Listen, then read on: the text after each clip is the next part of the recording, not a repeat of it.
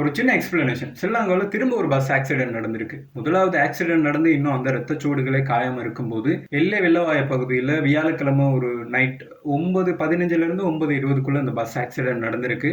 அதுல 15 பேர் மாதிரி உயிரிழந்திருக்கிறாங்க. ரிகவர் பண்ண மிச்சம் பேர் எல்லாருமே வந்து ஹாஸ்பிட்டல்ல ட்ரீட்மெண்ட் எடுத்துட்டு இருக்காங்க.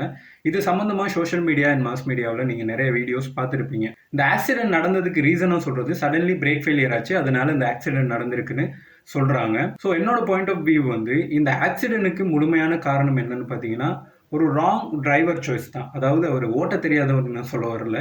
அவரோட அனுபவம், எக்ஸ்பீரியன்ஸ். ஏன்னா சடன்லி பிரேக் ஃபெயிலியர் அப்படிங்கிறது வந்து ஒரு வாகனத்துல சரியான மெயின்டெனன்ஸ் இல்லாம இருந்தா வரும்.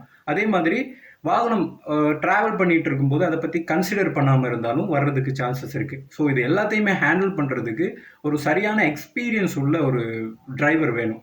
அதை வந்து தெரிவு செய்யறதுல வந்து இந்த ட்ரிப்பை ஆர்கனைஸ் பண்ணவங்க கோட்டை விட்டுருக்காங்க.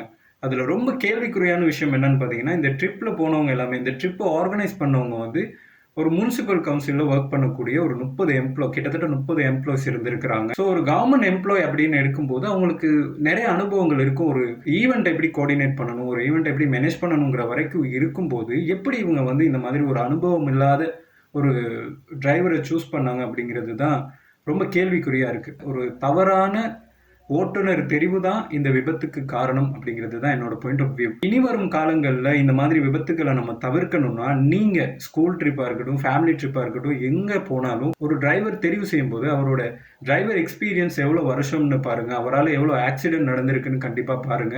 அந்த மாதிரி ஆக்சிடென்ட் நடக்கும்போது அந்த சுச்சுவேஷன் அவர் எப்படி ஹேண்டில் பண்ணியிருக்காரு அப்படிங்கிறதையும் பாருங்க. அதே மாதிரி இந்த மாதிரி ஒரு சந்தர்ப்பம் வந்து அதை ஹேண்டில் பண்ணக்கூடிய பக்குவம் அவருக்கு இருக்கா அப்படிங்கிறத பார்த்து டிரைவர் தெரிவு செய்யுங்க. அப்போ தான் இனி வரும் காலங்களில் இந்த மாதிரி ஒரு ஆக்சிடென்ட்டை தடுக்கலாம். தேங்க்யூ.